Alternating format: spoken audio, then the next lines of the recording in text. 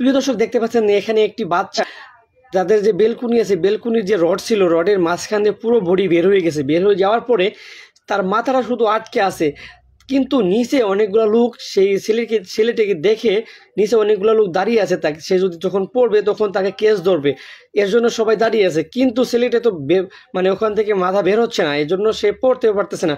প্রিয় দর্শক, লাস্ট পর্যন্ত দেখুন ছেলেটির সাথে কি হয়েছিল এবং কি ছেলেটি কেস ধরতে পারছে কিনা। সেই ভিডিওটি দেখলে আপনি অবাক হয়ে যাবেন।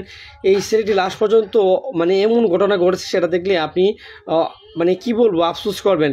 প্রিয় দর্শক দেখতে পাচ্ছেন ছেলেটি কিন্তু অনেক আকুতি করতেছে ওখান থেকে ছোটার জন্য, কিন্তু সে কিন্তু মাথাটা বের করতে পারতেছে না।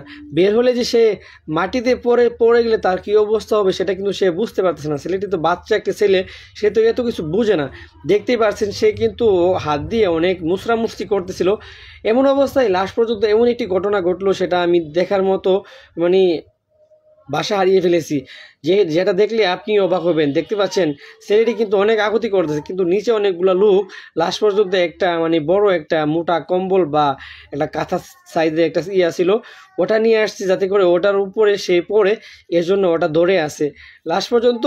সেই কাঁথাটা কিন্তু কাজে লাগে নাই। দেখতে পাচ্ছেন আপনারা আপনারা বুঝতে মানে এমন বুঝতে পারেন যে কাঁথার উপরে পড়ে নেই, সাইডে পড়ছে না, এমনও ঘটনা ঘটে নাই। দেখতে পাচ্ছেন যে ছেলেটি ওখানে আটকে আছে, পরে তার ফ্যামিলির লোক কিন্তু ঘরের ভিতরে আছে, তারা কিন্তু মানে বুঝতে পারে না যে ছেলেটি এরকম, ওর সাথে এরকম হয়েছে, ঠিক আছে, বাচ্চাটির সাথে।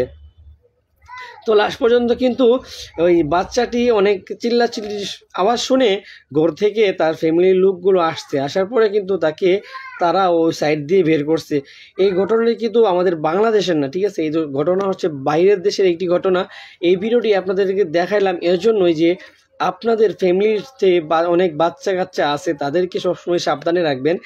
ঘরের ভিতরে একা রেখে অনেকেই আছে বাইরে চলে যায় তালা মেরে, তো এটা করবেন না। সবসময় বাচ্চাকে নিজ দায়িত্বে ভালো করে খেয়াল করে রাখবেন। প্রিয় দর্শক, ভিডিওটি যদি একটু উপকার হয় অবশ্যই শেয়ার করে অনেক লোককে দেখার সুযোগ করে দিবেন, যাতে করে নিজের বাচ্চাদের কেয়ার করতে পারে এবং কি তাদের বাচ্চাদের খেয়াল রাখতে পারে। তো ভিডিওটি বেশি বড় করব না, আজকে ভিডিওটি এখানে শেষ করলাম। সকলে ভালো থাকবেন, সুস্থ থাকবেন, আল্লাহ হাফিজ।